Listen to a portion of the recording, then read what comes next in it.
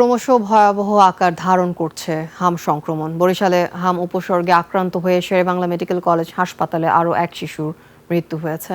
সকালে হাসপাতাল পরিচালকের কার্যালয় থেকে এ তথ্য জানানো হয়। এ নিয়ে বরিশাল বিভাগে হাম উপসর্গে মৃতের সংখ্যা বেড়ে দাঁড়িয়েছে ৩৯ জনে। হাসপাতালে নতুন করে ৬০ জন রোগী ভর্তি হয়েছে। বর্তমানে হাসপাতালে ভর্তি ২০৮ জন। এদিকে শেরেবাংলা মেডিকেল কলেজ হাসপাতালের পাশাপাশি বরিশাল জেনারেল হাসপাতালে হাম উপসর্গ নিয়ে রোগী ভর্তি বাড়ছে। শয্যা সংকটের কারণে অনেক রোগী হাসপাতালের বারান্দায় চিকিৎসা নিচ্ছে। হাম উপসর্গ নিয়ে হাসপাতালে ভর্তি হওয়া অনেক শিশুই নিউমোনিয়া সহ বিভিন্ন জটিল রোগে আক্রান্ত বলে জানান চিকিৎসকরা। অনেক ক্ষেত্রে রোগীরা দেরিতে হাসপাতালে আসায় নিউমোনিয়া গুরুতর আকার ধারণ করেছে। দর্শক, হামের আরও খবর জানাতে আমাদের সঙ্গে সরাসরি যুক্ত হচ্ছেন বরিশাল প্রতিনিধি সুখেন্দু এদবর। সুখেন্দু, আশা করি আপনি আমাকে শুনতে পাচ্ছেন। সুখেন্দু, আপনার এলাকায় হামের সংক্রমণ কেমন এবং চিকিৎসকরা কি বলছেন এ ব্যাপারে? আপনি যেমনটা বলছিলেন, সারা বাংলাদেশের ন্যায় বরিশালেও কিন্তু হামের আক্রমণ, যে আক্রান্ত শিশু কিন্তু বেড়েই চলেছে। আমি এখন আছি বিশাল শের-ই বাংলা মেডিকেল কলেজের এই সামনে। আমি কিছু সময় পূর্বে আমি বরিশালের যে হামের যে সলিউশন ওয়ার্ড সেগুলোতে আমি ঘুরেছি এবং সেখানকার অবস্থা আমি দেখেছি যে এখানে ৪টি ওয়ার্ডকে আইসোলেশন ওয়ার্ড ঘোষণা করা হয়েছে। এখানে শুধুমাত্র হামের যে শিশুরা সে শিশুরাই এখানে থাকবে, কিন্তু সেখানে যে পরিমাণ বেড আছে তার থেকে অনেক বেশি শিশু এখানে ভর্তি হওয়ায় একটা বেডে ৩ থেকে ৪ জন শিশুকে রাখা হয়েছে।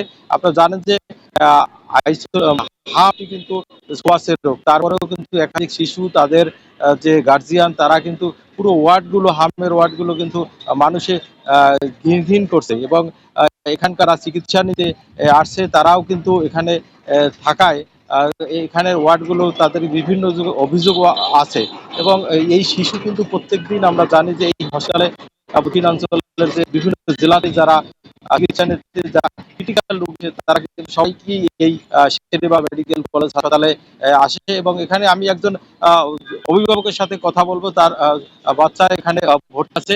এখানকার পরিবেশ আপনি কি মনে করছেন? জায়গার পরিবেশ মোটেও ভালো না। এ জায়গায় আমরা ৩ তলার শিশু আমার ভর্তি। এ জায়গার বাথরুম পাইপ ফেটে পানি পড়তে আছে। পাইপ ফেটে ওই বাথরুম পড়ে, কেউ আমরা এই ২ দিন ধরে যেতে পারতেছি না। ওই জায়গার বাথরুমে, অন্য বাথরুমে গেলে অন্য খালারা লড়ায়। আমরা কি করবো সেটা আমরাও বলতে পারতেছি না। আমরা তারপর যেমনটা বলছিলেন, একজন গার্জিয়ানের সাথে কথা বলছিলাম, তিনি এখানকার পরিবেশ নিয়ে কথা বলছিলেন। আপনাদের রোগী মৃত্যুও কিন্তু এখানে কমছে না। এখন পর্যন্ত প্রায় ৪০ জন শিশু কিন্তু এখানে মৃত্যুবরণ করছে। তবে এখানকার কর্তৃপক্ষের সাথে কথা বলেছি, তারা আমাকে যেটা জানিয়েছে যে টিকা কার্যক্রম চলছে এবং এই গরম এর কারণে কিছু নিউমোনিয়া রোগীও এখানে ভর্তি হয়েছে। তবে এর পরিস্থিতি আস্তে আস্তে কমে আসবে বলে তারা আমাদেরকে জানিয়েছে। আফিফা, এই ছিল বরিশালের হামের সর্বশেষ তথ্য। সুখেন্দু, ধন্যবাদ আপনাকে। দর্শক, বরিশাল থেকে সুখেন্দু এদবর জানাচ্ছিলেন সেখানকার হাম সংক্রমণের খবর।